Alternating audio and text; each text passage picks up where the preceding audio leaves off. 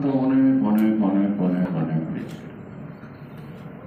অর্থাৎ পুরা 16-17টি বছর ছিল নৃশংস তার একটি অভয়ারণ্য বাংলাদেশ।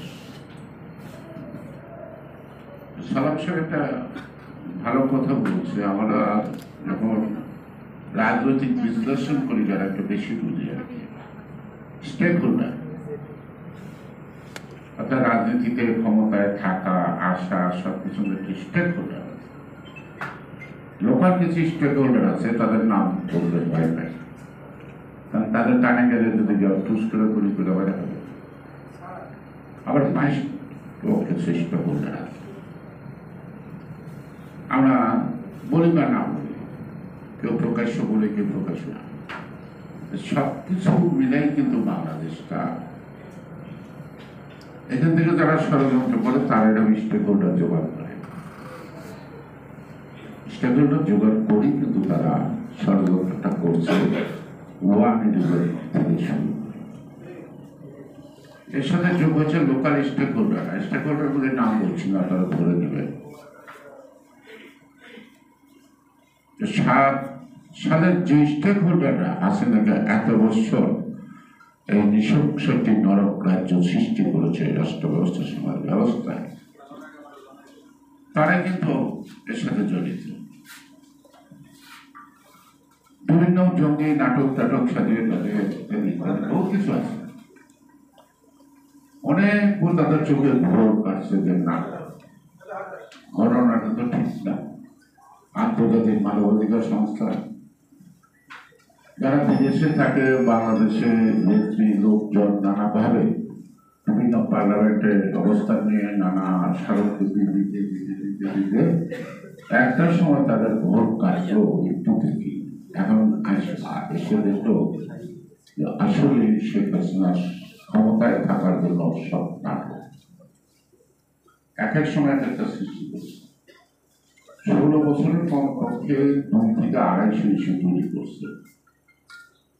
সকালবেলা একটা ঘটনা লাগছে, হইচই লাগে গেল, রাস্তায় নামতে নামতে বিকালবেলা আরেকটা ঘটনা দিয়ে তো ছাপা করে গেল।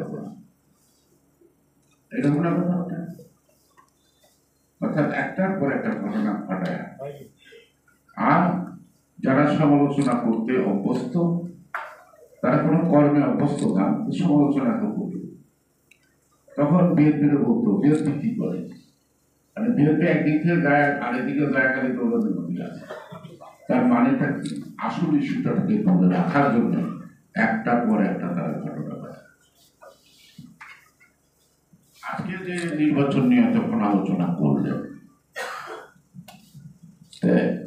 এই যে ঘটনাগুলি যে কৌশলে হাসিনা ঘটিয়েছে, তার পিছনে কি বিদেশি শক্তির দল ছিল না? তাদেরকে সমর্থন করে গেছে না? আজকে ওর থেকে কিছু কিছু কৌশল কি বর্তমানে যারা আছে তারা অবলম্বন করতে পারে না? এটা হঠাৎ করে একটা ইস্যু হিসেবে ছিল না সীমান্তে আরাকানের চুক্তি, আবার কালকে বলেন না, থুকু বলে নাই, অর্থাৎ বিষয়টা চূড়ান্ত না। একটা ভিতরে কিন্তু একটা আলোচনা আছে, ইচ্ছা আছে, কিন্তু মানুষ যখন চারিদিক থেকে দলমত নির্বিশেষে নেমে গেছে তখন আস্তে করে কিছু করেছে। আবার কালকে আরেকটা ইস্যু দিয়ে ওইটা নিয়ে আমরা ব্যস্ত থাকবো। ইস্যু তো তৈরি করার দেওয়া তো কঠিন কাজ না, তো স্বাভাবিক। এখন বিএনপি নির্বাচন চাই, এগুলো বড় অপরাধ। রাজনৈতিক ভাবে বিএনপি কখনোই প্রতিহিংসা রাজনীতি করে নাই। সে কারণে একটা সুবিধা আছে যে বিএনপির বিরুদ্ধে কিছু করলেও তো কিছু হয় না। সে কারণে সবচেয়ে নিরাপদ বিএনপির বিরুদ্ধে লেখা বলা।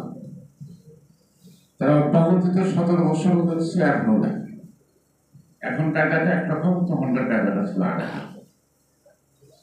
ঠিক কিনা? তো